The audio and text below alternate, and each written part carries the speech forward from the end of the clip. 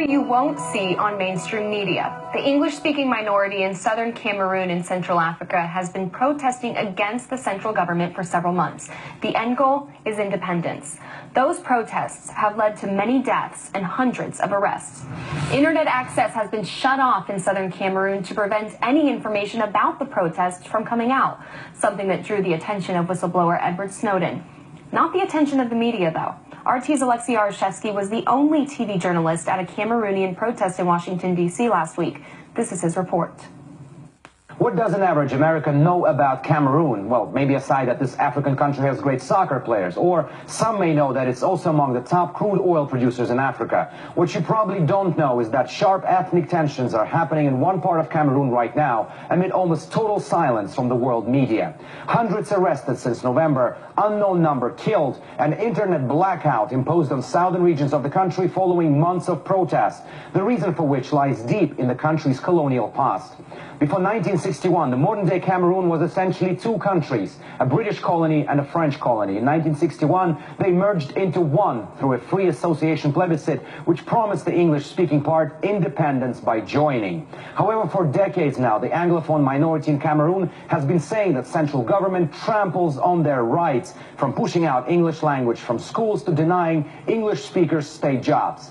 This tension has now reached its boiling point. Since November last year, Southern Cameroonians have been protesting with the demand of either changing the state system to a federal one, or, as some part of protesters are urging, to let South Cameroon go independent. The response from the authorities has been brutal. I have to warn you, the pictures we're about to show you are extremely graphic.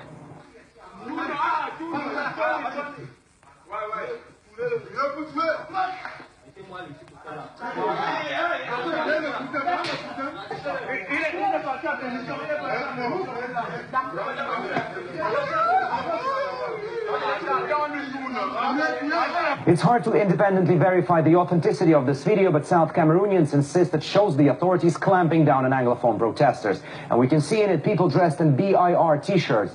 That is the name of the Cameroonian government's troops. In total desperation that their voices are not heard, South Cameroonian community in Washington, D.C. took their anger to the French embassy in a vocal protest last Friday, and I went there.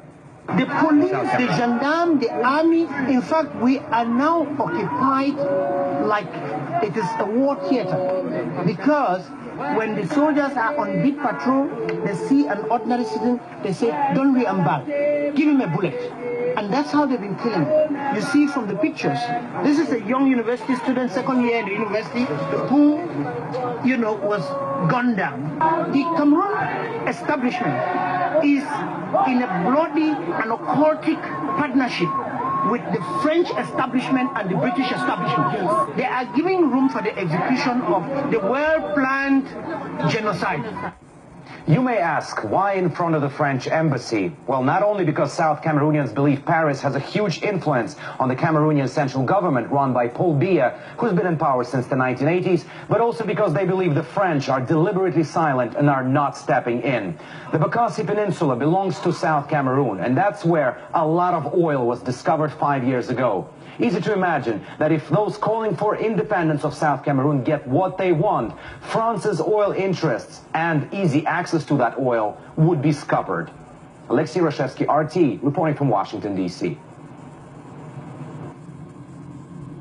To talk more in depth about this situation, we're joined in studio by Herbert Boh from the Movement for the Restoration of the Independence of South Cameroon. I really appreciate you being here today.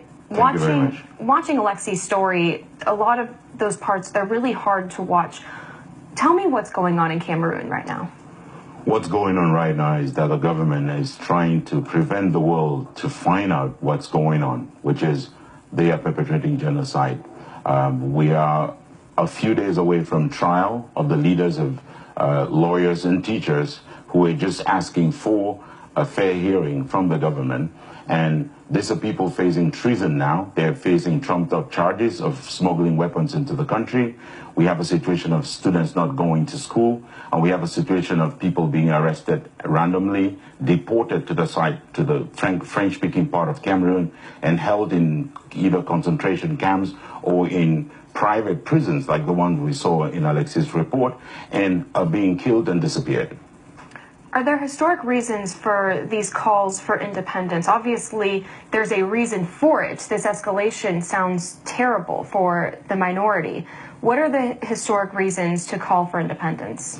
Very briefly, from 1953 to 1961, this part of Cameroon had a self-government of its own. They broke away from Nigeria after 44 years of association with Nigeria and put together a government of their own.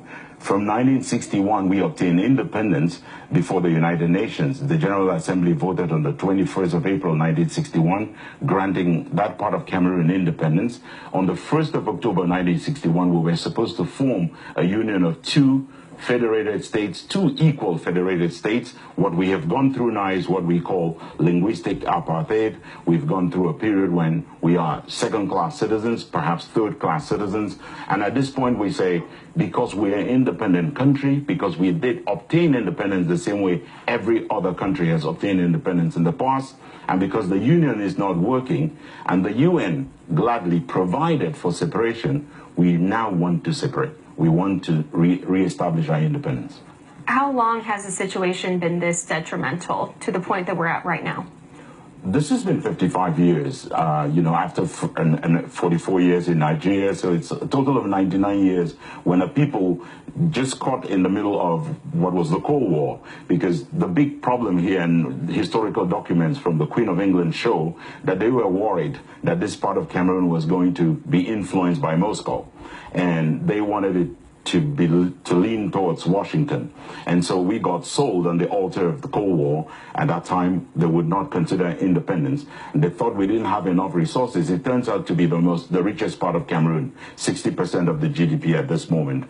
Alexei mentioned the oil factor in his report. Do you think that's why Bia's government has been going down so hard on the protesters, and why France isn't stepping in?